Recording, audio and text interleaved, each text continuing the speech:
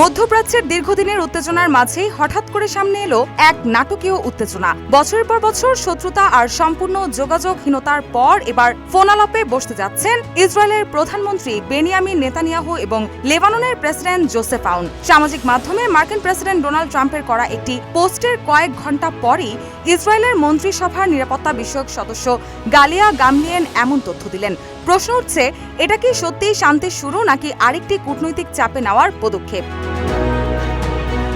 এর আগে 15 April truth সোশ্যালে দেওয়া এক পোস্টে ট্রাম্প লিখেছিলেন, ইসরায়েল ও লেবাননের নেতারা বৃহস্পতিবার আলোচনা করবেন। আর এই মন্তব্যের পরপরই বিষয়টি আন্তর্জাতিক অঙ্গনে ব্যাপক আলোচনার জন্ম দেয়। তবে গামলিয়েনের ঘোষণার আগে লেবাননের প্রেসিডেন্টের কার্যালয়ের একজন কর্মকর্তা বিবিসিকে জানিয়েছিলেন, ইসরায়েলের সঙ্গে যোগাযোগের বিষয়ে তারা কিছুই জানেন না।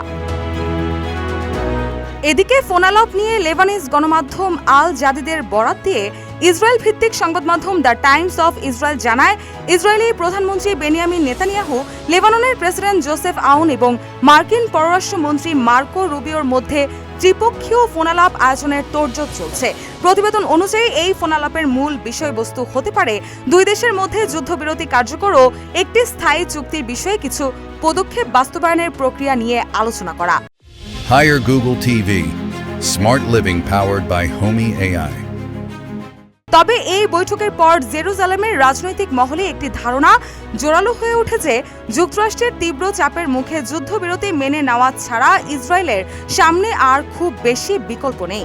এ প্রসঙ্গে মন্ত্রী গিলা গামলিয়েন বলে, এত বছরের সম্পর্ক বিচ্ছিন্নতার পর এই ধরনের কথোপকথন একটি গুরুত্বপূর্ণ পদক্ষেপ। আশা করা যায় এটি শেষ পর্যন্ত সমৃদ্ধির দিকে নিয়ে যাবে। একদিকে সম্ভাব্য ফোনালাপ ও যুদ্ধবিরতির আশা, অন্যদিকে তথ্য বিভ্রান্তি ও কূটনৈতিক ধোঁয়াশা। এখন দেখার বিষয়, এই আলোচনার খবর বাস্তবে রূপ নেয় কিনা, আর নিলেও তা কি সত্যিই মধ্যপ্রাচ্যে শান্তির নতুন অধ্যায় শুরু করতে পারে নাকি এটি শুধুই বড় শক্তিগুলোর আরেকটি কৌশলগত ধোঁকা? এসব প্রশ্নের উত্তর হয়তো সময় বলে দেবে। রুশা সুর, নিউজ ডেস্ক, ইত্তেফাক।